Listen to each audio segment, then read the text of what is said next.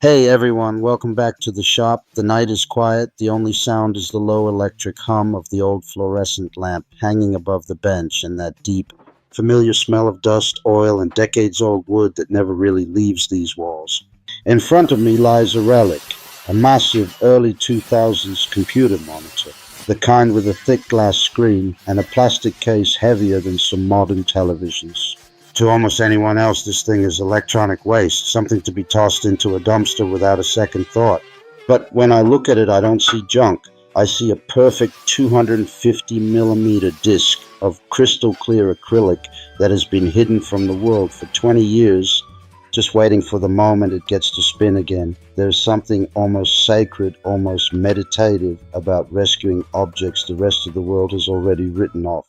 This monitor once sat on someone's desk while they sent their first nervous emails, watched grainy YouTube videos at 360p, laughed at stupid memes, maybe even edited their wedding photos. It was part of countless small human moments, and now every circuit board, every screw, every tired capacitor inside it is dead, except this one piece of acrylic that is still flawless. Tonight, that forgotten piece becomes the heart of a real workshop machine, a disc sander that will quietly, faithfully smooth wood long after both it and I are gone. We're not building this because I can't afford a factory-made sander. We're building it because only when you take trash in your hands, cut it, weld it, balance it, and finally hear it roar to life, do you truly understand what a tool actually is. A tool is not a product. A tool is a conversation between you, the material, and time itself. Tonight, the conversation partners are a 750-watt motor that somehow survived 3 completely burnt-out ventilation systems, random pieces of rusty square tube that have been leaning against a wall for years, and this thick, honest piece of acrylic that outlived its original purpose by 2 decades. 3 orphans, 1 new life. Let's begin. Disassembling an old monitor always feels like performing an autopsy on a small slice of history.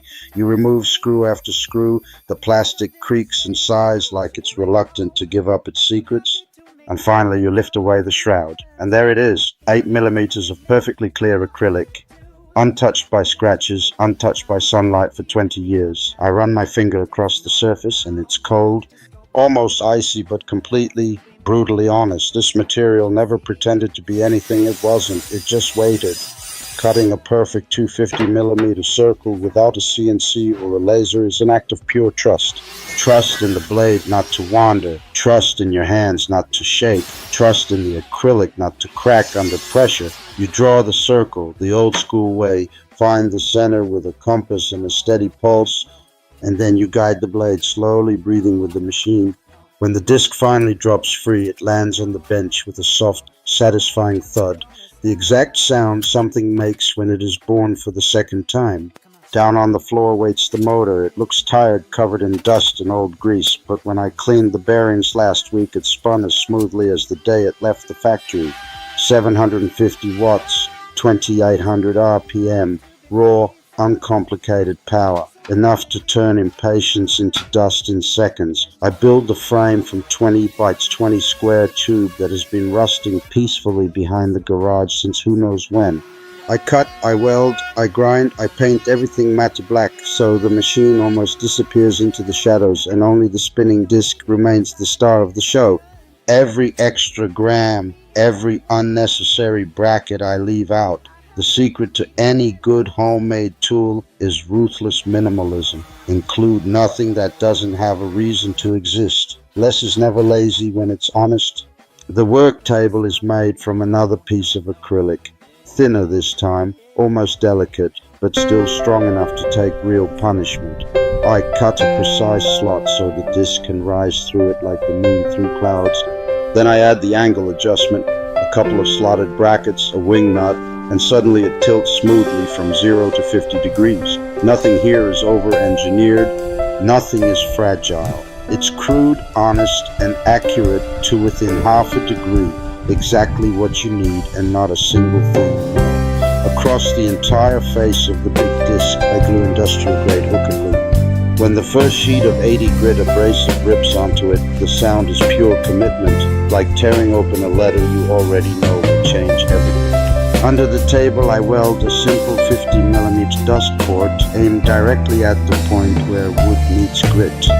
Later, when a shop vac is connected, the storm of sawdust will vanish before it even learns your name. Clean work is respectful work. The first power-up is always the moment of truth. The disc wakes, slowly finds its balance, then suddenly screams into full voice. For a split second, I'm afraid the acrylic will explode into 1,000 shards, but it doesn't. It just sings. I take a rough piece of oak that has been sitting in the corner since last winter and press it gently against the spinning surface. Centuries of growth, storms, sun, and wind disappear in warm golden snow that gets sucked away instantly.